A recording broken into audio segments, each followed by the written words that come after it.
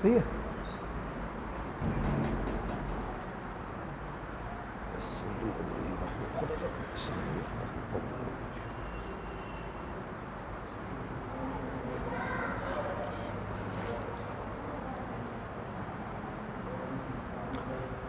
الحمد للہ رب العالمین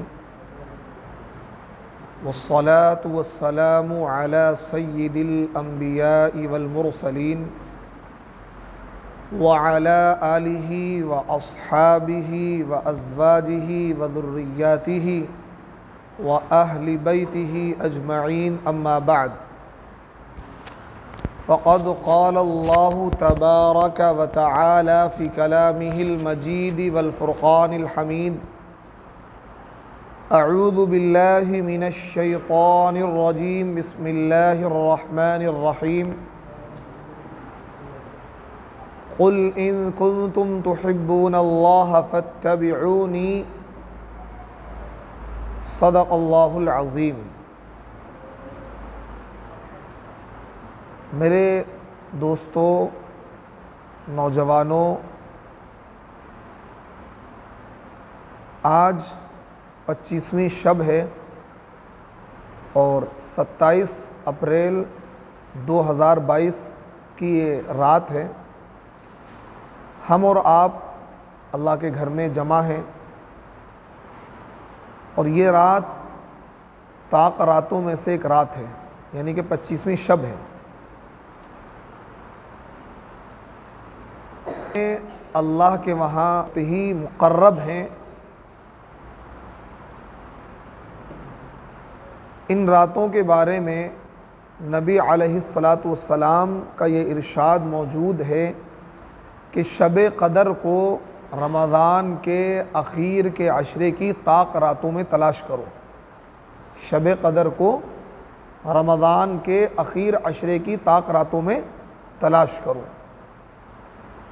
شب قدر اللہ رب العزت نے ہمیں اور آپ کو اس لیے دی کیونکہ اس امت کی جو عمریں ہیں وہ تھوڑی ہیں اور یہ امت مایوسی کا شکار ہو رہی تھی کہ پچھلی امت کے جو لوگ ہیں ان کو بڑی لمبی چوڑی عمریں دی گئیں. 500 سال، 1000 سال، اتنی عمر ہوتی تھی انسان کی. 500 سال، 1000 سال. حضرت آدم علیہ السلام کی جو عمر ہوئی ہے وہ شاید 1250 سال. 1250 سال کے حضرت آدم، اس طرح کی عمریں ہوتی تھیں. اس امت کی جو عمریں ہیں وہ تھوڑی ہیں. اللہ کے نبی صلی اللہ علیہ وسلم کے ارشاد کے مطابق کہ میری امت کی جو عمریں ہیں وہ 60 اور 70 کے درمیان ہیں. کتنی ہے؟ 60 اور 70 کے درمیان. اس سے آگے پہنچنے والے بہت ہی کم لوگ ہوں گے، ہزاروں میں کوئی 2-4. بیٹا توجہ سنیں، توجہ سے. ہزاروں میں 2-4 لوگ آپ کو ایسے ملیں گے جو 70 پلس جائیں گے، نہیں تو 60 اور 70 کے درمیان لوگ اللہ تعالیٰ کے وہاں پہنچ جاتے ہیں. اب ظاہر سی بات ہے جس انسان کی عمر زیادہ ہوگی اس انسان کی عبادتیں بھی زیادہ ہوں گی. جس انسان کی عمر تھوڑی ہے اس کی عبادتیں بھی تھوڑی ہیں. تو اللہ تبارک و تعالیٰ نے اپنے حبیب صلی اللہ علیہ وسلم کی امت پر یہ رحم فرمایا کہ ہمیں شب قدر جیسی رات عنایت کر دی.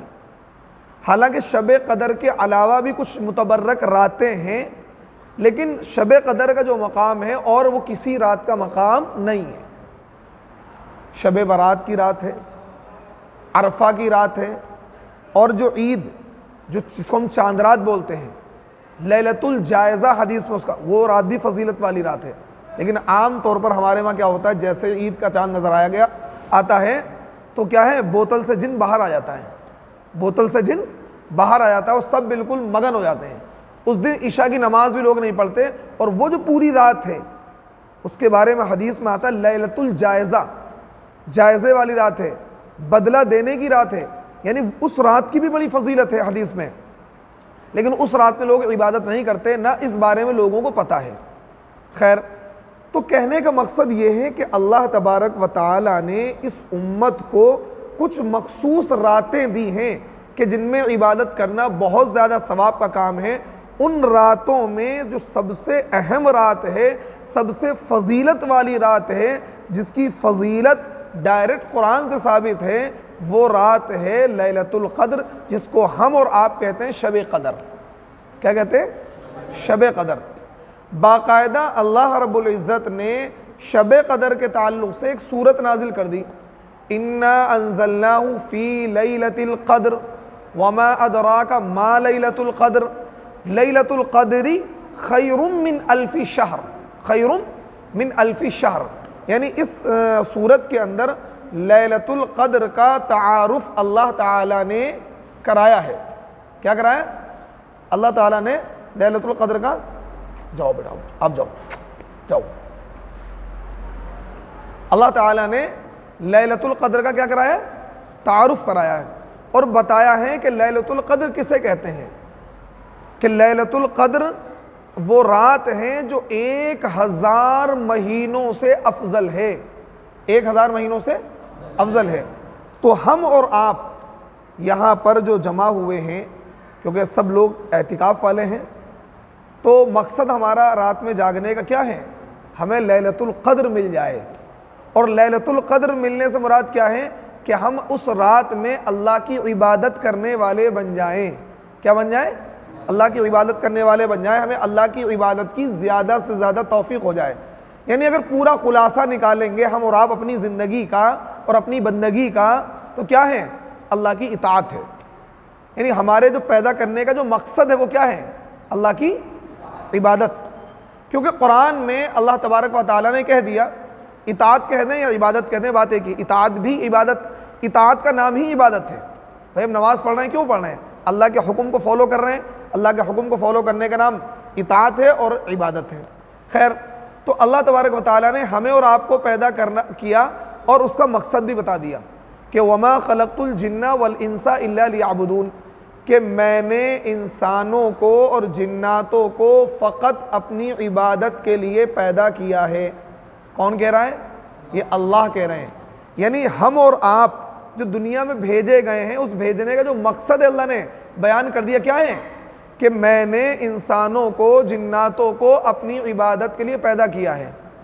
اب اگر جس مقصد کے لیے اللہ نے ہمیں بنایا ہے، اس مقصد کو اگر ہم نہ پورا کریں تو ہم سے زیادہ کوئی بے غیرت نہیں، ہم سے زیادہ کوئی بے شرم نہیں۔ کیوں؟ کیونکہ اللہ نے جس مقصد کے لیے پیدا کیا وہ کام نہیں کر رہے، لیکن میرے رب کا ہم پر پھر بھی یہ کرم ہے کہ ہم اس مقصد کو پورا نہیں کر رہے ہیں، پھر بھی ہمارا رب ہمیں کھلا بھی رہا ہے، پلا بھی رہا ہے، ہمیں عزت بھی دے رہا ہے، ہمیں پیسے بھی دے رہا ہے، ہمیں طاقت بھی دے رہا ہے، ہمیں صحت بھی دے رہا ہے، ہمیں سب کچھ دے رہا ہے۔ اگر اس کی سزا کے نتیجے میں اللہ تعالیٰ ہمیں کیا ہے؟ بھوکا مار دے، پیاسا مار دے، ہمیں اللہ کیا ہے؟ آسمان سے عذاب بھیج دے، تو اللہ کا فیصلہ بالکل انصاف کے مطابق ہوگا نہیں ہوگا؟ اگر ہم کیا ہیں، اللہ نے ہمیں پیدا کیوں کیا؟ عبادت کے لیے، عبادت ہم کر نہیں رہے، تو اگر اللہ یہ فیصلہ کر لے کہ بھئی یہ عبادت نہیں کریں، ان کو نیست و نابود کر دوں گا، تو اللہ کا یہ فیصلہ انصاف پر مبنی ہوگا یا ظلم پر مبنی ہوگا؟ انصاف پر ہوگا۔ کیوں؟ اس کو ایک مثال سے سمجھیے۔ آپ ایک موبائل لے کر آئے 1 لاکھ روپے کا، کتنے کا؟ کیوں لائے؟ اس سے فون کریں گے، بنیادی ضرورت تو فون ہوتی ہے، اس سے آپ ویڈیو کال کریں گے، واٹس ایپ پہ چیٹ بھی کریں گے، بزنس سے ریلیٹڈ بھی چیزیں آج کل موبائل میں ہوتی ہیں، یعنی آپ بہت سارے کام میں آتا ہے، وہ ٹائم دیکھنے کے کام میں آتا ہے، فوٹو کھینچنے کے کام میں آتا ہے، ویڈیو بنانے کے کام میں آتا ہے، اور بزنس کا لین دین بہت سارے کاموں میں آتا ہے۔ اب یہ موبائل کام کرنا بند کر دے، ڈیڈ ہو جائے فون، جس کو بولتے ہیں بیکار ہو گیا، کمپنی والے کہتے ہیں صحیح نہیں ہو سکتا، تو آپ کیا کریں گے؟ اسے سجا کر رکھیں گے شوکیس بھائی 1 لاکھ روپے لایا تھا، اسے کیا بالکل گھر شوکیس میں رکھ دیں، اسے کیا کریں گے؟ آپ بیچ دیں گے، کوڑے میں ڈال دیں گے، 150 روپے کا وہ کیا ہے زیرہ لے کے کھا لیں گے، ہے نا؟ آج کل تو زیرے والے آ رہے ہیں، موبائل اتنا وہ ہو گیا، بالکل ایک زمانے والے موبائل کی ویلیو تھی، تو آپ نے کیا ہے اتنا بھی گوارا نہیں کیا کہ بھائی میں 1 لاکھ روپے کا لایا تھا، اسے تھوڑی سی عزت دیتے تھے، آپ نے کباڑے میں بیچ دیا، یا ایسے اس کو ٹوکری کیا ہے ردی کے ٹوکرے میں ڈال دیا۔ ایسا نہیں کہ آپ اسے باقاعدہ سنبھال کر رکھ رہے ہیں اپنے شو پیس میں کہ بھائی نہیں بھائی 1 لاکھ روپے لایا تھا، میرا موبائل ہے، اس سے میں فون پہ بات کیا کرتا تھا، نہیں۔ کیوں؟ آپ نے کیوں اسے پھینک دیا؟ آپ کو درد بھی نہیں ہو رہا، کیونکہ بھائی خراب ہو گیا، اب کسی کام کا نہیں ہے۔ آپ قربان جائیے اپنے رب پر، ہمارے رب پر، کہ ہم بالکل ڈیڈ ہو چکے ہیں، عبادت ہم نہیں کرتے، نماز ہم نہیں پڑھتے، قرآن ہم نہیں پڑھتے، اللہ کے حکموں کو ہم توڑتے ہیں، لیکن اس کے باوجود میرے رب نے ہمیں کیا گندی ٹوکری میں نہیں ڈالا، ہمیں ردی کی ٹوکری میں نہیں ڈالا۔ اس کے باوجود ہمارا رب ہمیں کھلا بھی رہا ہے، ہمارا رب ہمیں پلا بھی رہا ہے، اس کے باوجود ہمارا رب ہمیں صحت بھی ہمارے رب نے دے رکھی ہے، اس کے باوجود ہمارے رب نے ساری نعمتیں ہمیں دے رکھی، کسی نعمت سے ہمیں محروم نہیں کیا ہے۔ تو یہ ہمارے رب کا کیا ہے، ہم پر کرم ہے۔ اب ہماری ذمہ داری کیا بنتی ہے کہ ہم اپنے رب کی اس محبت کا حق ادا کریں، حالانکہ ہم حق ادا نہیں کر سکتے۔ ما عبدنا کا حق عبادتک، آپ دیکھیے رسول اکرم صلی اللہ علیہ وسلم، قربان جائیے اس نبی آخر الزماں پر، نبی آخر الزماں پر، کہ پوری پوری رات آپ عبادت کرتے ہیں، آپ کے پیر کھڑے کھڑے سوج جاتے ہیں، موٹے ہو جاتے ہیں، ورم آیت حتی یتورمت قدماہ، حدیث کے الفاظ ہیں کہ نبی علیہ السلام اتنی لمبی لمبی رکعتیں پڑھتے ہیں رات میں کہ آپ کے پیروں پر ورم آ جاتا ہے۔ حضرت عائشہ کہتی ہیں اللہ کے نبی آپ اتنی زیادہ اپنے آپ کو تکلیف کیوں دے رہے ہیں، اس درجے اپنے آپ کو مطلب کیوں مشقت میں ڈال رہے ہیں، حالانکہ آپ تو بخشے بخشائے ہیں، آپ تو بخشے بخشائے ہیں۔ دیکھیے میرے نبی نے کیا جواب دیا، افلا اکون عبدا شکورا، اے عائشہ کیا میں اپنے رب کا شکر گزار بندہ نہ بنوں، کیا میں اپنے رب کا شکر گزار بندہ نہ بنوں؟ اور پھر اسی پر بس نہیں، پوری پوری رات پانی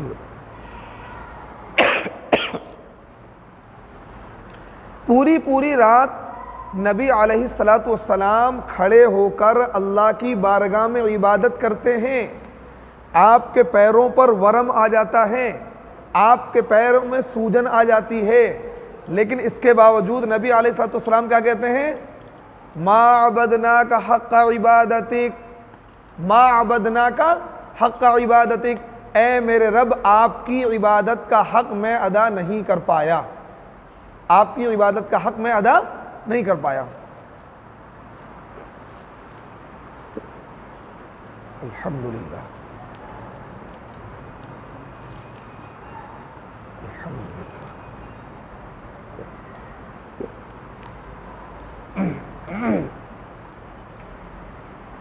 آپ دیکھیے کہ نبی آخر الزماں پوری رات عبادت کر رہے ہیں، اللہ کے سامنے گڑ گڑا رہے ہیں، اللہ کے سامنے کھڑے ہو کر نمازیں پڑھ رہے ہیں، لیکن اس کے باوجود نبی ایک جملہ کہتے ہیں، ما عبدناک حق عبادتک، اے اللہ آپ کی عبادت کا جو حق تھا وہ میں ادا نہیں کر پایا۔ اے ہے، اور آج ہم اور آپ 2 رکعت بڑی جلدی جلدی پڑھ لی، 4 رکعت بڑی جلدی جلدی پڑھ لی، اور ہم یہ سمجھنے لگتے ہیں جی ہم تو بہت بڑے اللہ والے بن گئے، ہم نے تو بہت ساری عبادتیں کر لیں، یہ مزاج بنا ہوا ہے نا، اور بس ہم اپنے آپ کو پتہ نہیں کیا سمجھنے لگتے ہیں۔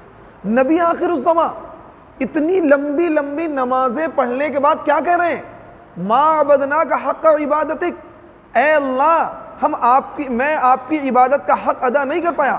اور حقیقت ہے اگر کوئی بندہ پوری زندگی سجدے میں پڑا رہے، پوری زندگی بھوکا اور پیاسا اپنے رب کو سجدہ کرتا رہے، پھر بھی وہ اللہ کی عبادت کا حق ادا نہیں کر سکتا ہے۔ اتنا احسان ہمارے رب کا ہمارے اوپر ہے، لیکن آپ قربان جائیے اس رب پر، اس کی محبتوں پر، کہ اس رب نے ہم سے یہ مطالبہ نہیں کیا کہ تمہیں کیا ہے 24 گھنٹے سجدے میں پڑا رہنا ہے۔ اللہ نے ہمیں پیدا کیا، ہماری ہر چیز کی رعایت کری، اللہ نے اس انسان کو پیدا کیا، خواہش رکھی، اس خواہش کو پورا کرنے کا ذریعہ اللہ نے عورت کو بنا دیا کہ ٹھیک تو نکاح کر کے اپنی خواہش کو پورا کر۔ اللہ کو پتا تھا کہ یہ بندہ دنیا میں رہے گا، اسے اچھے کپڑے چاہیے، اچھا کپڑے پہننے کا اختیار اللہ نے دے دیا کہ خوب اچھے کپڑے پہن، خوب اچھی سواری استعمال کر، خوب اچھی چیزیں کھا۔ میرے رب نے بلکہ میرے نبی نے یہ ارشاد فرمایا، ان اللہ یحب ان یرا اثر نعمتہ، کہ اللہ تعالی اس بات کو پسند کرتے ہیں کہ میں نے جو نعمت اپنے بندے کو دی ہے اس نعمت کا اثر میرے بندے پر نظر آئے۔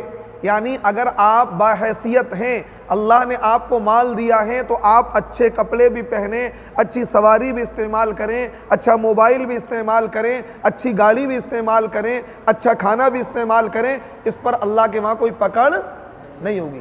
اگر اللہ کہتا نہیں جی تمہیں بس کیا ہے آدھی روٹی کھانی ہے، پھٹے پرانے کپڑے پہننے ہیں، اور تمہیں گھر کیا ہے شاندار گھر نہیں بنانا ہے، تو اللہ کا یہ فیصلہ بھی انصاف کے مطابق ہوتا ہے۔ لیکن اللہ نے ہماری فطرت کی رعایت کری کہ تم اچھا کھاؤ بھی، اچھا پہنو بھی، نکاح بھی کرو، سب کچھ کرو، بچوں سے بھی محبت کرو، بچے بھی پالو، لیکن صرف ایک دن میں 5 وقت تم مجھے یاد کر لیا کرو، ایک دن میں 5 وقت تم مجھے یاد کر لیا کرو، اور جو تمہاری 24 گھنٹے کی زندگی ہے اس میں جو قانون میں نے تم کو دیا ہے اپنے نبی کے ذریعے سے، جو شریعت ہم نے تم کو دی ہے، اس شریعت کو فالو کر لیا کرو، اس کی اتباع کر لیا کرو، تو اس کے نتیجے میں پھر اللہ نے تم سے بڑے وعدے بھی کیے ہیں، جنت کے وعدے کیے ہیں۔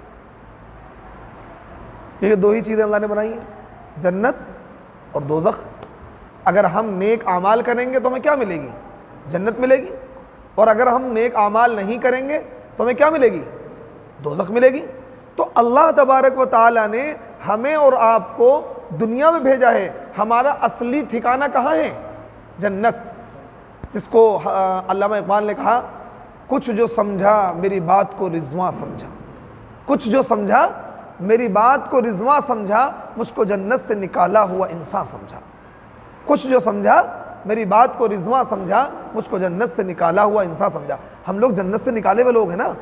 حضرت آدم علیہ السلام کو اللہ نے جنت دے دی تھی اور جنت کی نعمتوں میں بٹھا دیا تھا، پھر حضرت آدم جب جنت کے اندر گئے اور ان کو جنت کی نعمتیں دے دی، جنت کے اندر جو چاہیں گے ملے گا، جو چاہیں گے ملے گا، کوئی ایسی چیز نہیں ہوگی جو جنت میں نہیں ملے گی، کوئی ایسی چیز نہیں ہوگی، جو آپ چاہیں گے۔ یعنی جنت ہے ہی خواہش پوری کرنے کی جگہ، جنت ہے ہی خواہش پوری کرنے کی جگہ۔ یہ جو دنیا ہے نا، یہ خواہش پوری کرنے کی جگہ، یہ خواہش پوری کرنے کی جگہ نہیں ہے۔ یہاں تو دیکھیے ایک جملہ میں کہا کرتا ہوں، ضرورتیں اللہ فقیروں کی بھی پوری کرا دیتا ہے۔ جملہ نوٹ کرنا میرا، ضرورتیں اللہ فقیروں کی بھی پوری کرا دیتا ہے، خواہشات اللہ بادشاہوں کی بھی پوری نہیں کرتا ہے۔ کوئی انسان ایسا نہیں جو ساری خواہش اس کی پوری دنیا میں ہو جائے، کوئی انسان ایسا نہیں ہے۔ کوئی نہ کوئی خواہش دل میں لیے ہوئے دنیا سے رخصت ہو جاتا ہے۔ کیوں؟ اگر ساری خواہش دنیا میں پوری ہو جائیں گی تو آخرت میں جنت میں پھر کیا لے گا؟ وہ سوچے گا بھئی یہ تو سب کچھ میں دنیا میں کر آیا ہوں، تو جنت میں پھر اسے کیا انٹرسٹ نہیں آئے گا، انٹرسٹ نہیں آئے گا۔ اس لیے چاہے کوئی کتنا ہی بڑا بادشاہ کیوں نہ ہو، سارے خزانے ہوں، لیکن کوئی نہ کوئی خواہش اس کی بھی رہ جاتی ہے۔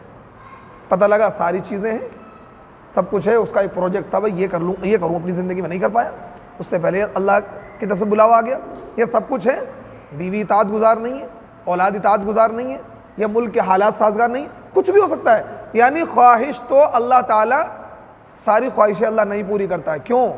خواہش پوری کرنے کی جگہ کیا ہے؟ جنت۔ دنیا کیا ہے؟ دار الامتحان۔ دنیا کیا ہے؟ امتحان کا گھر ہے، آزمائش کا گھر ہے۔ یہاں کبھی خوشی ہوگی تو کبھی غم ہوگا، کبھی سہولت ہوگی تو کبھی پریشانی ہوگی، کبھی صحت ہوگی تو کبھی بیماری ہوگی، کبھی غریبی ہوگی تو کبھی امیری ہوگی، کبھی امیری ہوگی تو کبھی فقیری ہوگی، کبھی پیٹ بھرا ہوگا تو کبھی فاقہ ہوگا، یہ سارا نظام چلتا رہے گا۔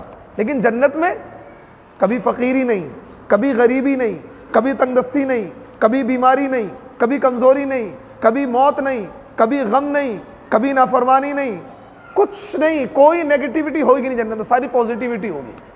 جو چاہیں گے ملے گا، جو خواہش کریں گے ملے گا، جو آپ چاہیں گے وہ کیا ہے آپ کے سامنے موجود ہو جائے گا۔ تو اس لیے دنیا میں رہ کر خواہش پوری کرنے کی کوشش نہ کریں، ضرورتیں پوری کرنے کی کوشش کریں گے تو آپ کی کوئی ضرورت رکے گی نہیں۔ اگر آپ خواہش پوری کرنے پر آئیں گے تو خواہشیں تو بادشاہوں کی بھی نہیں پوری ہو پاتی ہیں۔ بات سمجھ آ رہی ہے؟ اور اگر کوئی بندہ یہ سمجھ لے کہ مجھے ضرورتیں پوری کرنی ہیں تو ضرورتیں پوری ہوتی رہیں گی اور انسان خوش و خرم رہے گا۔ جو انسان خواہشات کے پیچھے لگے گا کہ خواہشیں پوری کرنی ہیں تو وہ انسان کیا ہو جائے گا؟ گمراہ ہو جائے گا۔ بات سمجھ آ رہی ہے؟ تو بات کہاں سے شروع کری تھی کہ اللہ تبارک و تعالیٰ نے ہمیں اور آپ کو کیوں پیدا کیا ہے؟ عبادت کے لیے، اور ہم اور آپ عبادت نہیں کر رہے ہیں تو سزا کے مستحق ہیں، کس کے مستحق ہیں؟ پھر اللہ نے عبادت کے لیے پیدا کیا، دنیا کو اللہ نے مزین کر دیا۔ دنیا کے اندر اللہ تعالیٰ نے دو نظام رکھے، ایک رحمانی نظام، ایک شیطانی نظام۔ شیطان آپ کو ورغلاتا ہے، گناہوں کی طرف لے جاتا ہے، مسجد سے ہٹانا چاہتا ہے، آپ کو عالم کی صحبت سے ہٹانا چاہتا ہے، آپ کو گناہ کروانا چاہتا ہے، آپ سے زنا کروانا چاہتا ہے، آپ سے جھوٹ بلوانا چاہتا ہے، آپ سے چوری کروانا چاہتا ہے، آپ سے گناہ کروانے کی پوری کوشش کرتا ہے۔ لیکن ایک رحمانی طاقت ہے، ایک وہ آپ سے کیا ہے، وہ آپ سے صحیح کام کرانا چاہتی ہے۔ اب یہ دونوں فائٹ ہے، حق اور باطل کی فائٹ ہے۔ جو اس فائٹ میں کامیاب ہو گیا وہ کامیاب ہو جائے گا۔ اسے کیا ہے، اب شیطان کو زیر کرنا ہے اور نیک عمل کر کے اور گناہوں سے پاک زندگی گزار کر اللہ کی بارگاہ میں جانا ہے۔ جب وہ اللہ کی بارگاہ میں جائے گا تو پھر جنت کی نعمتوں سے سرفراز ہو جائے گا۔ کیوں؟ ہمارا اصلی ٹھکانہ جنت ہی ہے، اور جنت جب ملے گی جب ہم اللہ کی آزمائشوں میں کھرے اتریں گے۔ اور اللہ کی آزمائشوں میں کھرے اترنا کا طریقہ یہ ہے کہ آپ یہ مزاج بنا لیں، ہم ہر وہ کام کریں گے جس کی شریعت نے اجازت دی ہے، ہم ہر اس کام سے بچیں گے جس کی شریعت نے ہمیں اجازت نہیں دی ہے۔ جنت سے حضرت آدم پتہ ہے کیسے نکالے گئے تھے؟ پتہ آپ کو؟ حضرت آدم علیہ السلام کو اللہ نے جب پیدا فرمایا تو جنت میں کہہ دیا جاؤ تم یہاں رہو، کھاؤ اور پیو۔ اس کے بعد حضرت آدم نے تنہائی محسوس کری۔ کیا محسوس کری؟ تنہائی محسوس کری، اکیلا پن محسوس کیا، دل ہی نہیں لگ رہا حضرت آدم کا۔ اللہ نے بھانپ لیا کہ بھئی یہ کیا ہے، تنہائی محسوس کر رہے ہیں۔ اب جب حضرت آدم سو کے اٹھے تو برابر میں مائی حوا کو موجود پایا۔ اللہ نے بائیں پسلی سے کچھ میٹیریل نکالا اور اس سے کیا ہے، مائی حوا کو پیدا کر کے برابر میں بٹھا دیا۔ اب حضرت آدم اٹھے، چونک گئے، کون؟ تو اللہ نے کہا یہ تمہاری بیوی حوا ہیں، یہ تمہاری بیوی حوا ہیں۔ اسکن انت وزوجک الجنۃ وکلا منها رغدا حیث شئتما ولا تقربا هذه الشجرہ فتکونا من الظالمین۔ اللہ نے یہ اتھارٹی دے دی کہ اے آدم تمہاری بیوی جنت میں جہاں بھی چاہیں رہیں، خوب خوب کھاؤ اور پیو، مزے اڑاؤ، خوب کھاؤ اور پیو، مزے اڑاؤ۔ ولا تقربا هذه الشجرہ، یہ جو پیڑ ہے نا اس کے قریب مت جانا، اس کے قریب مت جانا۔ کیا مطلب تھا؟ قریب تو جا سکتے ہیں لیکن اس پیڑ کا پھل مت کھانا۔ جیسے کہتے ہیں نا قرآن میں وَلَا تَقْرَبُوا الزِّنَا إِنَّهُ كَانَ فَاحِشَةً وَمَقْتًا، کہ زنا کے قریب بھی نہ جانا۔ کیوں؟ وہ کھلی ہوئی بے حیائی کا کام ہے، برا کام ہے۔ تو قریب جانے سے مراد کیا ہے؟ اس کام کو نہ کرنا ہے نا۔ یا ایھا الذین آمنوا لا تقربوا الصلاۃ وانتم سکارا، جب شراب کی حرمت کا اعلان ہوا تو کیا تدریجاً آیا، اسٹیپ بائی اسٹیپ آیا۔ پہلے شراب کی حرمت کے بارے میں صرف قرآن میں اتنا آیا تھا کہ جب تم شراب پی لیا کرو تو نماز کے قریب نہ جانا، نماز کے قریب نہ جانا۔ کیا مطلب؟ نماز کے قریب کیسے جائے گا آدمی؟ یہ نماز نہ پڑھنا شراب کی نشے کی حالت میں۔ پھر عام حکم آ گیا، یا ایھا الذین آمنوا انما الخمر والمیسر والانصاب والازلام رجس من عمل الشیطان فاجتنبوہ لعلکم تفلحون۔ پھر شراب کی عام حرمت کا اعلان آ گیا کہ اب تو شراب ہر حال میں حرام ہے، اب کسی بھی صورت میں شراب نہیں پی سکتے۔ پہلے حکم یہ تھا کہ جب نماز کا ٹائم ہو، نماز پڑھنے کا ارادہ بننا ہو تو اس وقت شراب نہ پیو، بعد میں پی لیا کرو۔ لیکن جب لوگ اس بات سے باز آ گئے، دوسرے اسٹیپ میں اللہ نے بالکل یہ حرام قرار دے دی کہ اب شراب نہیں پینی ہے۔ خیر، تو کہنے کا مطلب یہ ہے کہ اللہ تعالیٰ نے حضرت آدم کی تنہائی کو محسوس کیا اور ان کے نکاح میں حضرت حوا کو دے دیا اور یہ کہا تم دونوں مزے سے رہو۔ اس سے پتہ یہ لگا کہ انسان بغیر نکاح کے اس کے مزے آ ہی نہیں سکتے ہیں۔ جب جنت میں حضرت آدم کے مزے نہیں آئے بغیر نکاح کے، یعنی جنت میں کوئی چیز ایسی نہیں تھی جو موجود نہ ہو، اس کے باوجود حضرت آدم کیا ہیں، تنہائی محسوس کر رہے تھے، اکیلا پن محسوس کر رہے تھے۔ تو ایک انسان پورا محل بنا لے اور اس محل میں ساری نعمتیں ہوں لیکن بیوی نہ ہو، بچے نہ ہو، اچھا لگے گا اسے؟ رونق تو بیوی بچوں سے آتی نا، بیوی بھی ہوں بچے بھی ہوں تو اور چار چاند لگ جاتے ہیں۔ خالی بیوی ہو تو جب بھی مزہ نہیں آتا، بچے بھی ہوں تو یہ کیا ہے؟ یہ اللہ کا نظام ہے۔ اللہ نے مرد کو عورت کے لیے بنایا ہے، عورت کو مرد کے لیے بنایا ہے اور دونوں کی تسکین کا ذریعہ بنایا ہے۔ تو اسی وجہ سے حضرت آدم کی تنہائی کو محسوس کرتے ہوئے جب حضرت آدم نے حوا کو پایا، پھر جنت میں کیا ہے، مزے آنے لگے، خوب مزے سے رہتے رہے، کھاتے رہے، پیتے رہے، اور ایک لمبا عرصہ گزر گیا۔ اب شیطان جس کو اللہ نے بھگا دیا تھا، جس کو اللہ نے بھگا دیا تھا، یوں کہا تھا یہاں سے کیا ہے، دفع ہو جا اور یہاں سے نکل جا، شیطان چلا گیا تھا، لیکن شیطان نے ٹھان لی تھی کہ اس آدم کی وجہ سے مجھے کیا ہے جنت چھوڑنی پڑی ہے، اللہ کی بارگاہ چھوڑنی پڑی ہے، اللہ کا تقرب مجھے کیا ہے مجھ سے چھین لیا گیا ہے، میں اس آدم کو معاف نہیں کروں گا، نہ اس کی اولاد کو معاف کروں گا، اس کو تو منزل تک پہنچا کے رہوں گا۔ جیسے کوئی بندہ کسی دشمنی پال لیتا ہے، جب تک اسے نقصان نہیں پہنچا دوں گا میں چین سے نہیں بیٹھوں گا، یہ شیطان والی صفت ہوتی ہے، جب تک اسے نقصان نہیں پہنچا دوں گا چین سے نہیں بیٹھوں گا، یہی حرکت شیطان کی ہے۔ شیطان کہتا ہے جب تک میں اس انسان کو نقصان نہیں پہنچا دوں گا اس وقت تک میں چین سے نہیں بیٹھوں گا۔ خیر، اب اس نے کیا کیا، وسوسے ڈالنے شروع کیے حضرت آدم کے دل میں، اور یہ کہا کہ یہ جو پیڑ ہے نا، اچھا اس بارے میں بعض لوگ کہتے ہیں وہ گیہوں کا پیڑ تھا، طرح طرح کی من گھڑت روایتیں کہ گیہوں کھا لیے، ٹٹی ہونے لگی، کپڑے، اس طرح کی باتیں، ایسا کچھ نہیں ہے، بس اتنا ہے وہ اس کے بارے میں کئی سارے اقوال ہیں، بعض نے کہا وہ انجیر کا پیڑ تھا، بعض نے کہا وہ گیہوں تھا، بعض نے کہا وہ کشمش تھا، بعض نے کہا کچھ الگ، تو اس کے بارے میں علماء نے یہ لکھا ہے مفسرین نے، اس کو طے مت کرو کہ کون سا، بس اتنا سمجھو کہ کوئی پھل تھا، وہ بس کسی ایک کو طے مت کرو کہ گیہوں تھا، وہ انجیر تھا، وہ کیا تھا، طے مت کرو، بات سمجھ آ رہی ہے؟ بھئی یہ سمجھو کہ ہاں وہ کوئی کھانے کی چیز تھی جس چیز کو کھانے سے اللہ تعالیٰ نے منع کیا تھا، یہ بات مفسرین نے لکھی ہے، یہ بہت محقق بات آپ کو بتا رہا ہوں۔ تو اللہ تعالیٰ نے منع کیا تھا اس پیڑ کے قریب نہ جانا، یعنی اس پیڑ کا پھل مت کھانا، اور یہ ایک طرح کی آزمائش تھی۔ بھائی جنت میں اتنی ساری نعمتیں ہیں، اس کو اللہ نے کیوں منع کیا؟ صرف یہ آزمائش تھی، دیکھا اس بات پہ وہ کھرے اتریں گے یا نہیں اتریں گے، سب اللہ کا تکوینی فیصلہ تھا۔ جیسا کہ اللہ نے یہاں بہت ساری چیز ہم سے منع کر دی ہیں، جنت میں وہ چیز جائز ہو جائیں گی، جنت میں وہ چیزیں جائز ہو جائیں گی، جیسا کہ مثال کے طور پر شراب یہاں حرام ہے، جنت میں شراب ملے گی پینے کو، جنت میں شراب پینے کو ملے گی، یہاں پر حرام ہے۔ تو اسی طریقے سے چیزیں ہیں، جنت میں کیا ہے، یہاں کڑا پہننا مرد کے لیے حرام ہے، جائز نہیں ہے، وہاں جنت میں باقاعدہ سونے کے کنگن پہنائے جائیں گے، مرد کو سونے کے کنگن پہنائے جائیں گے، اور کانوں میں کیا سونے کی وہ پہنائی جائیں گی بالیاں، یہ بھی آتا ہے، تو سونے کے کنگن پہنائے جائیں گے خوبصورتی کے لیے، لیکن یہاں کیا ہے مرد کے لیے کنگن پہننا کیا ہے حرام ہے، وہاں سونے کے کنگن پہنائے جائیں گے مرد کو، جنتی مردوں کو۔ تو بہت ساری چیزیں دنیا میں حرام قرار دی گئی آزمائش کے لیے، اور وہاں کیا ہے جائز ہو جائیں گی جنت میں۔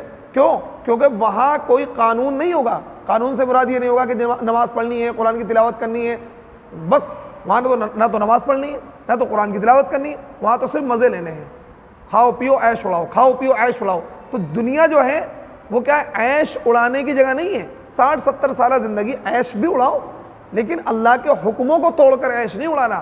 آج یہ عیش نہیں کہ عید کا دن آیا کہ نوجوان کیا پاگل ہو گئے، لال پیلے بال کرا لیے، فلم ہال میں جا رہے ہیں، گھر پہ کیا ڈیک رکھ لیا، ڈیک بجا رہے ہیں، اور کیا زناکاری اور بدکاری اور یہ سب کر رہے ہیں، یہ عیش نہیں۔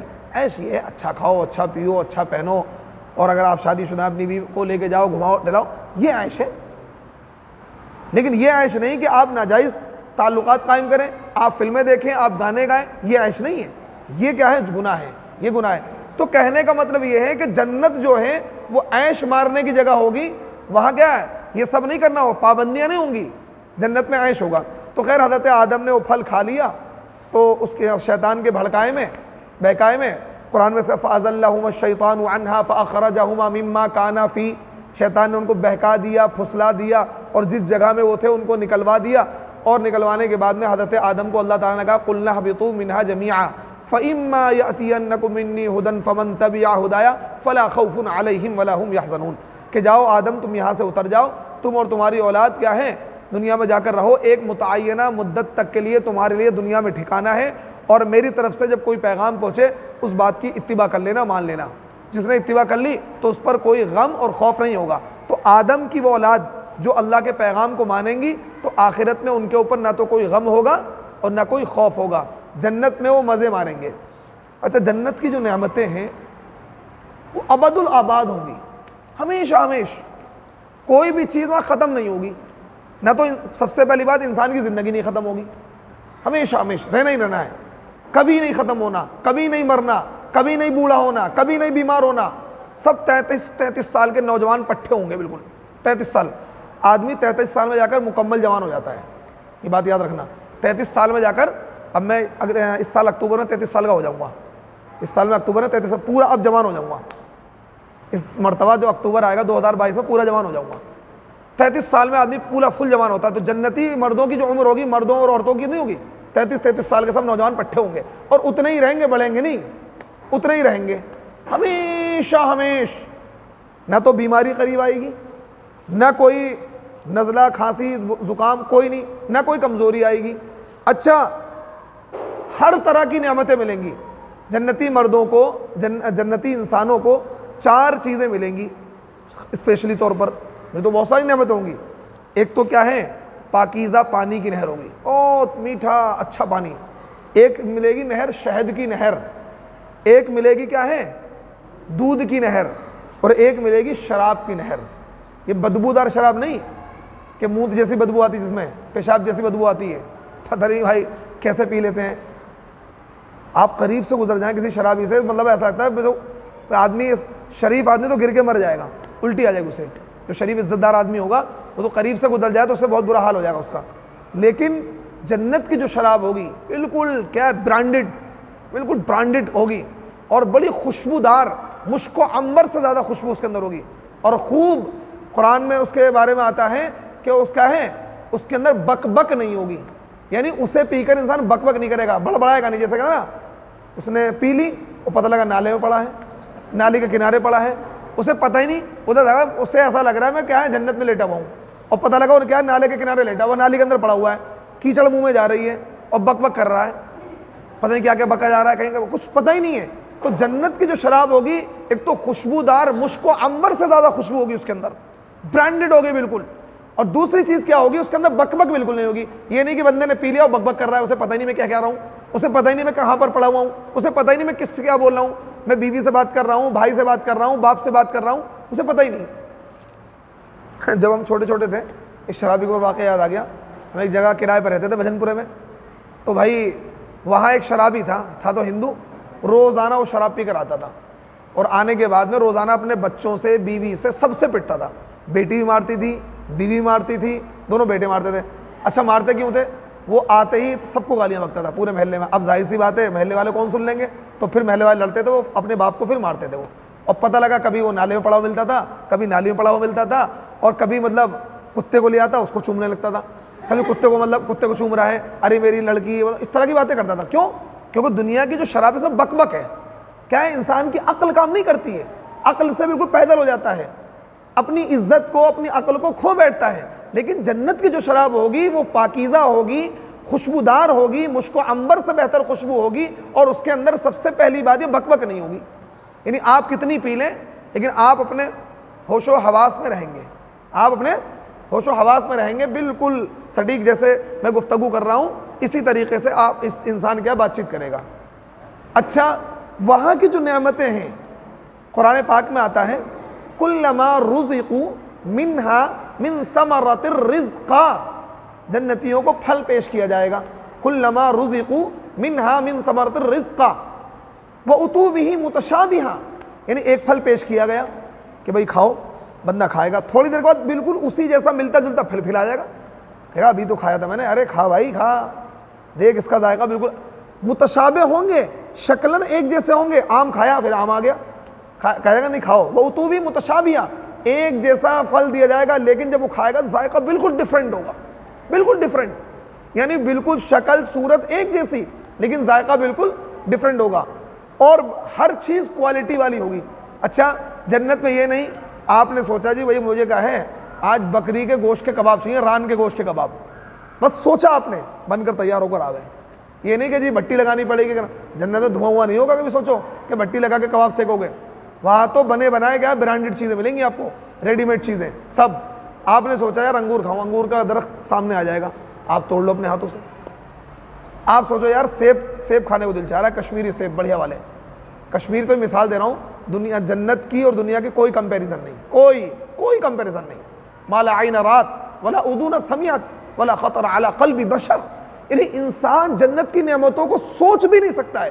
ایسی نعمتیں جنت کے اندر ہوگی, ایسے مطلب وہاں ایسا میٹھا پانی, ایسا بہترین کوالٹی والا دودھ, بہترین کوالٹی والا شہد.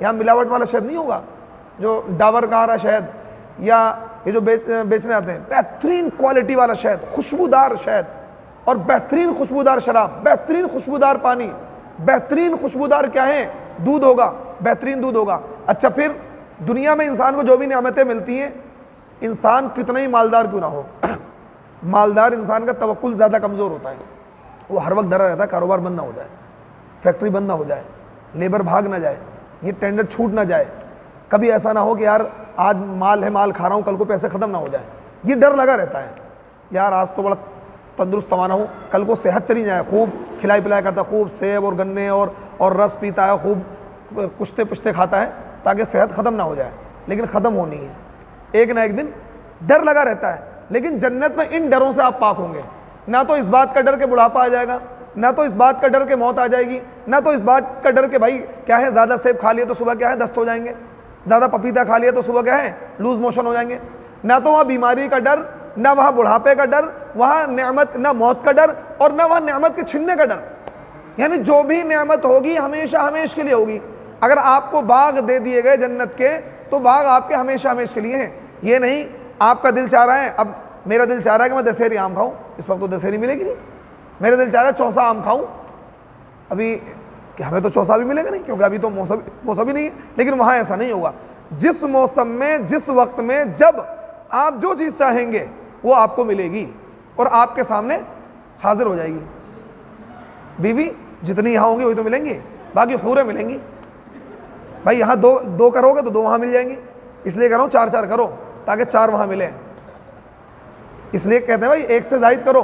اب یہاں اگر ایک بیوی تھی تو ایک ہی ملے گی، ہاں حوریں ملیں گی، 72 حوریں ملیں گی، اس سے زائد بھی ملیں گی، اس سے زائد بھی ملیں گی، حوریں ملیں گی، لیکن وہ حوریں بہت ہی زیادہ خوبصورت ہوں گی، بہت ہی زیادہ۔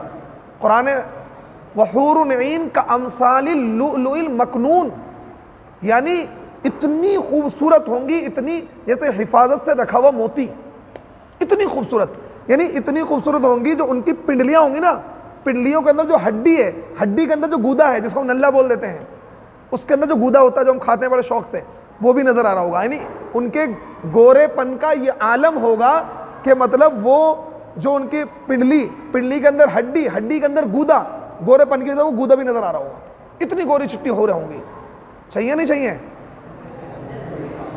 تو یہ آسان نہیں ہے، یہ حوریں آسان نہیں ہیں، یہ راتیں اللہ نے جو دی ہیں اسی وجہ سے دی ہیں تاکہ ان راتوں میں ہم جاگ لیں، اللہ کی عبادت کر لیں، قرآن کی تلاوت کریں، اللہ کے حکموں کو پورا کریں، تو یہ حور ہمارا انتظار کر رہی ہیں۔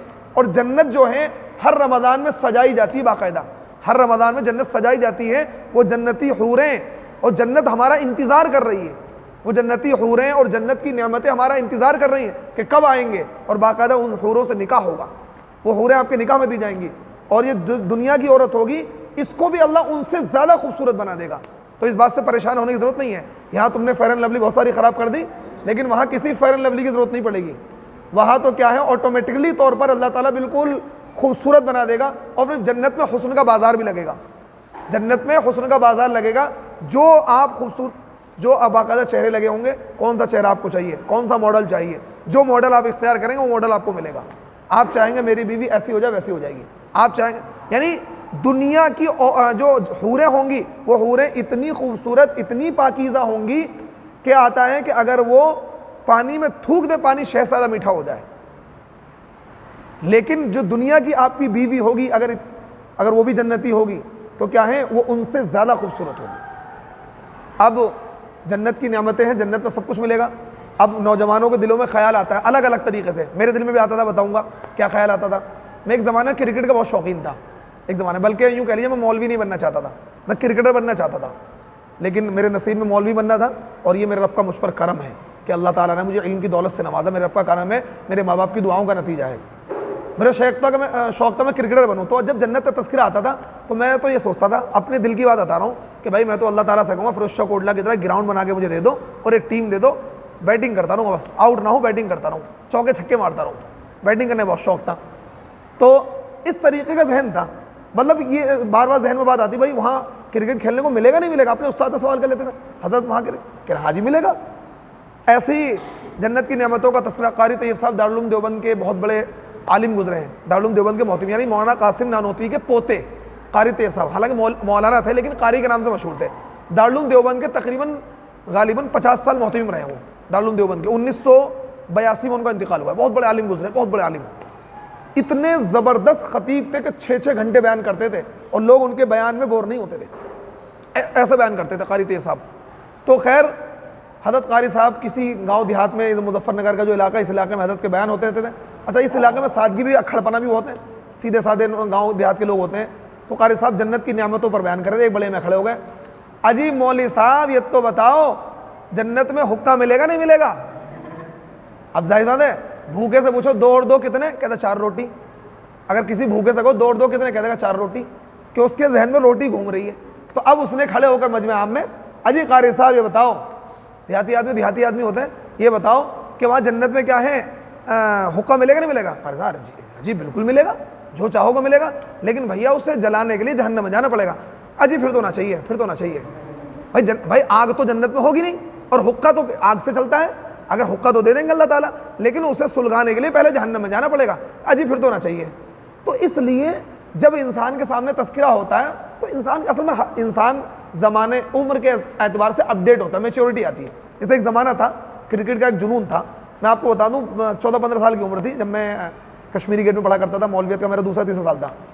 نہیں مجھے یاد ہے وہ زمانہ کہ مطلب یوں جمعے کے دن فجر کی نماز کے بعد سے کھیلنا شروع کرتے تھے، جمعے تک کھیلتے تھے، اور کھینستان کے جمعے کی نماز پڑھ کر آئے پھر کھیلتے تھے، یعنی پورے دن کھیلتے تھے، نہ تھکتے تھے، اور کچھ بغیر کھائے پیے، بھوکے پیٹ پیاس، بس پانی پی رہے کھیلنے، پانی پی رہے کھیلنے۔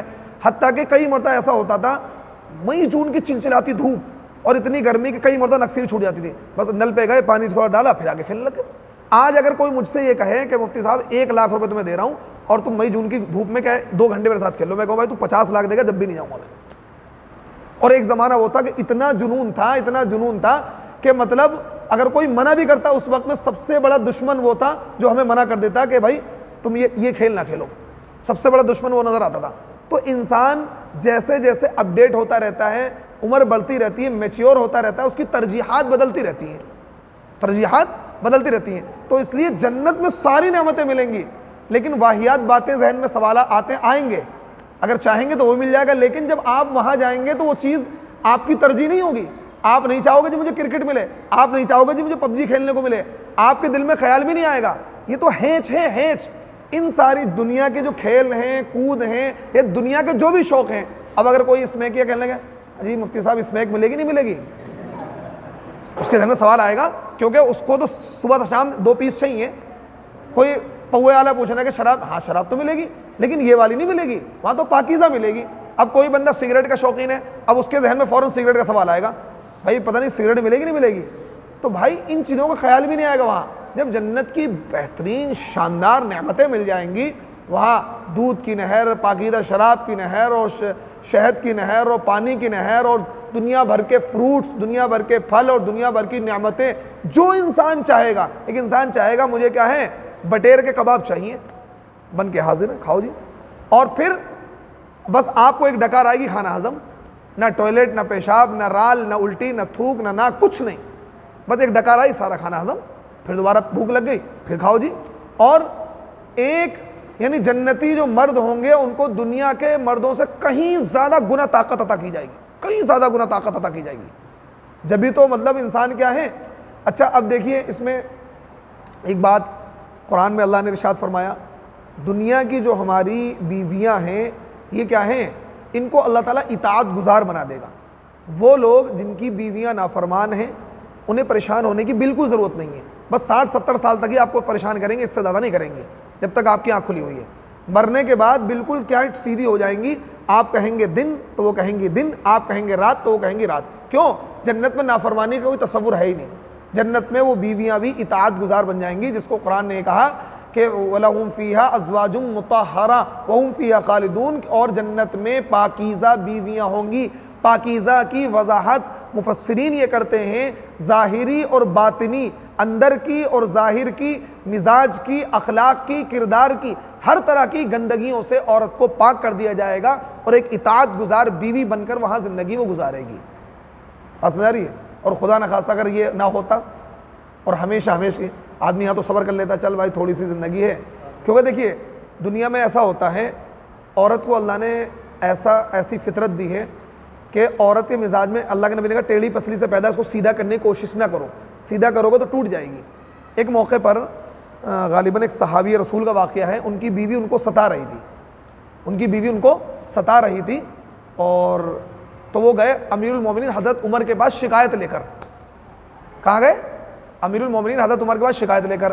جب شکایت لے کر گئے تو اندر پتہ لگا حضرت عمر کی بیوی حضرت عمر کو ڈانٹ رہی ہے. انہوں نے سنا ارے بس تھوڑی سی کہاں سنی چل رہی ہے. حضرت عمر خاموشی سے سن کر باہر آ گئے. خاموشی سن کر باہر آ گئے تو وہ صاحب اپنی شکایت لے کر گئے تھے، لیکن کہنے لگے یہاں تو معاملہ وہی ہے، جس درد میں میں مبتلا ہوں اسی درد میں یہ مبتلا ہے. تو حضرت عمر نے ان سے کہا کہ میرے بھائی دیکھو بہت ساری چیزیں ہیں، عورت بھی ہمارے کام کرتی ہے جو اس پر لازم نہیں ہے. ہمیں کھانا بنا کر دیتی ہے، ہمارے کپڑے دھو کر دیتی ہے، ہماری خدمت کرتی ہے، اور دو چار باتیں اگر سنا لیتی تو ہم بھی سن لیتے ہیں.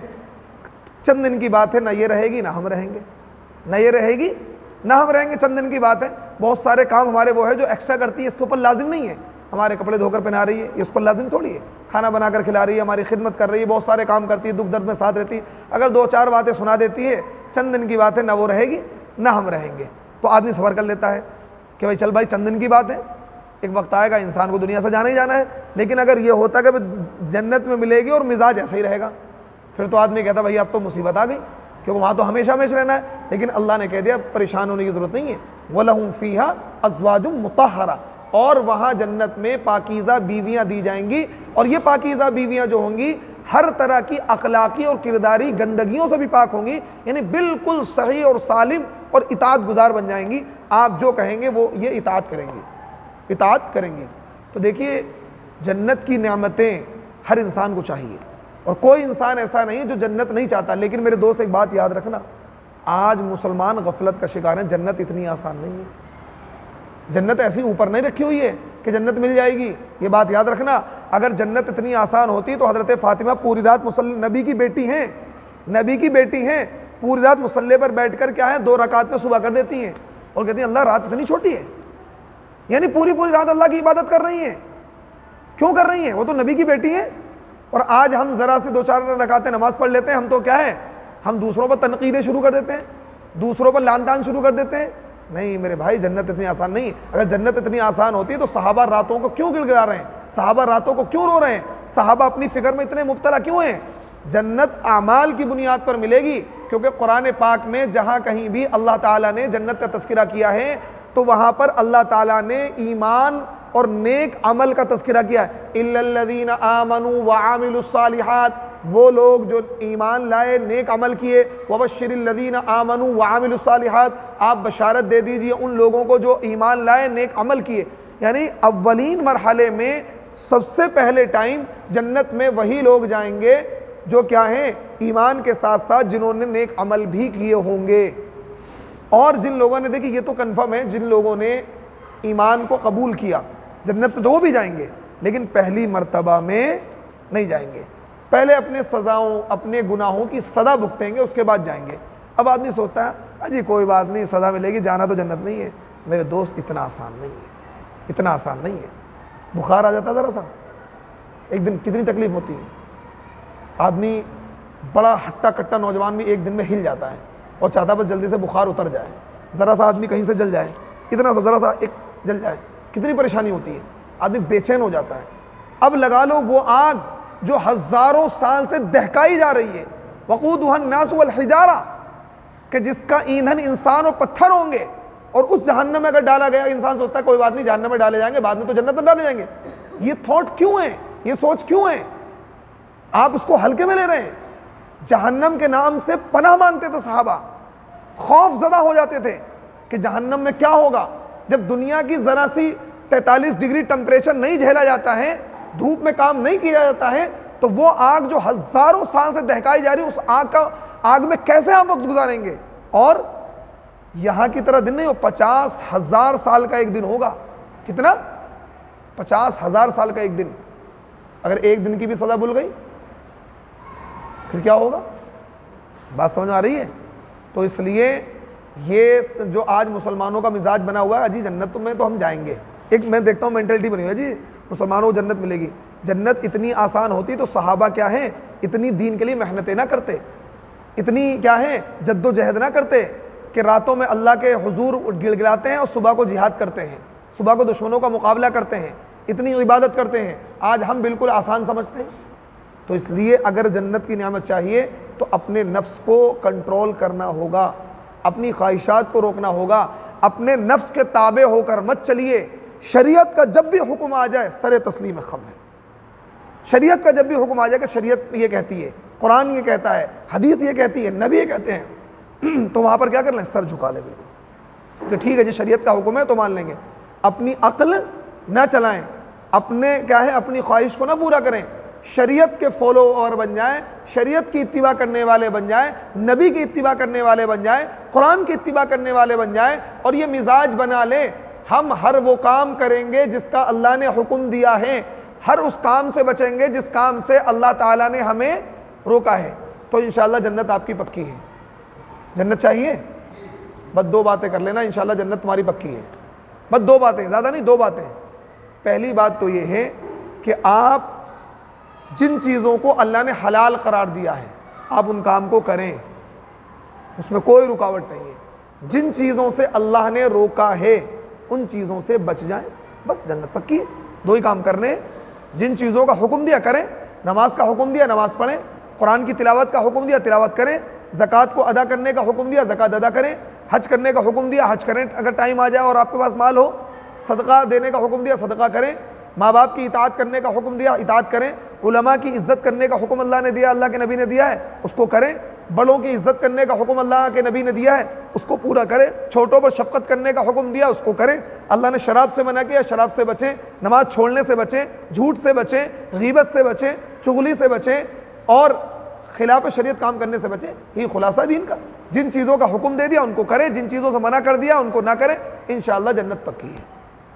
تو انشاءاللہ جنت میں ملاقات ہوگی، ملاقات کریں گے دوسرے سے، ہاں جنتی ایک دوسرے کو پہچانیں گے باقاعدہ، ارے یہ تو وہی مستقیم ہے بھائی، یہ وہی جو معتکفین کی خدمت کیا کرتا تھا، اچھا یہ تو وہی سہیل ہے جو ہمارے ساتھ اعتکاف میں بیٹھے تھے، اچھا جی یہ تو وہ مفتی صاحب ہیں جو راتوں میں ہمیں کیا ہے بیان سنایا کرتے تھے۔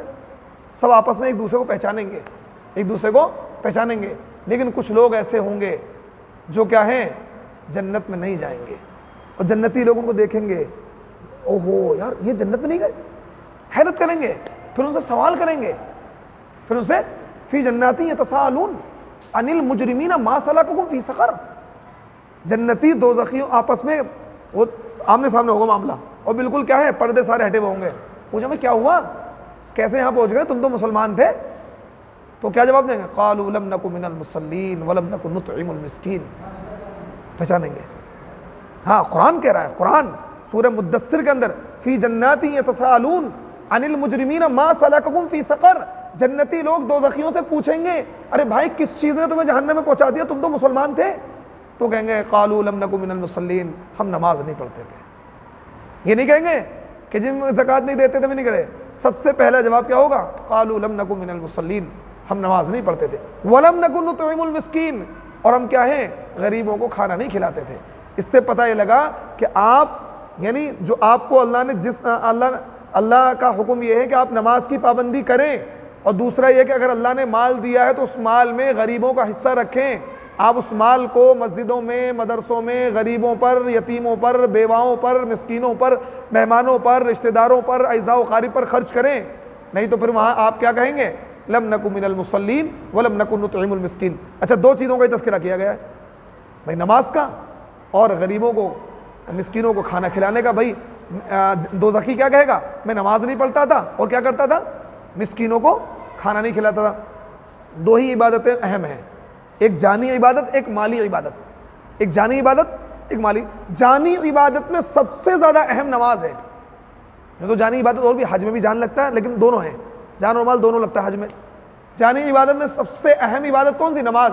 اسی وجہ سے اللہ کے نبی نے ارشاد فرمایا جس بندے کی نماز درست نکل آئے گی اس کے سارے اعمال درست نکل آئیں گے، جس کی نماز درست نہیں نکلے گی وہ دوسرے اعمال میں بھی پھنس جائے گا۔ اول ما یحاسب به العبد یوم القیامہ الصلاۃ، قیامت کے دن سب سے پہلے اللہ تعالیٰ نماز کے بارے میں حساب و کتاب کرے گا۔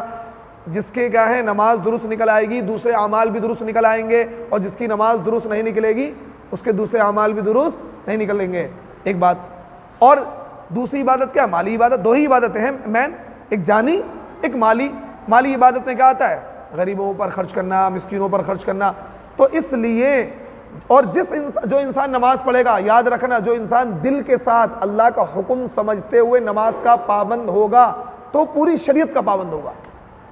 اگر کوئی بندہ نماز پڑھ رہا ہے اور اس کے اندر صالحیت پیدا نہیں ہوئی ہے، اخلاق پیدا نہیں ہوئے، کردار پیدا نہیں ہوا، گناہوں سے نہیں بچ رہا ہے، تو یقیناً اس کی نماز میں کوتاہی ہے۔ کیوں؟ قرآن کا یہ دعویٰ ہے، میرے رب کا یہ دعویٰ ہے، ان الصلاۃ تنہی عن الفحشاء والمنکر ولذکر اللہ اکبر، کہ بے شک نماز انسان کو برے کاموں سے، بے حیائی سے روک دیتی ہے۔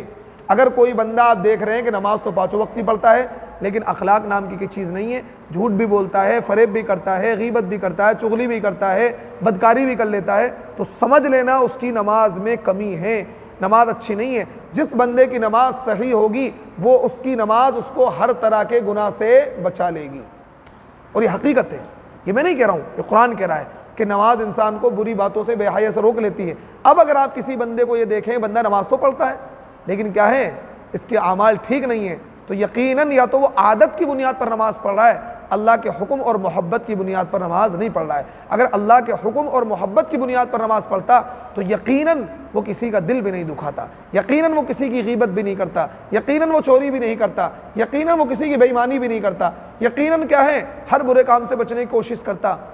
اگر کوئی بندہ نماز پڑھنے کے باوجود ان باتوں سے نہیں بچ رہا ہے تو یقیناً اس کی نماز میں کمی ہے۔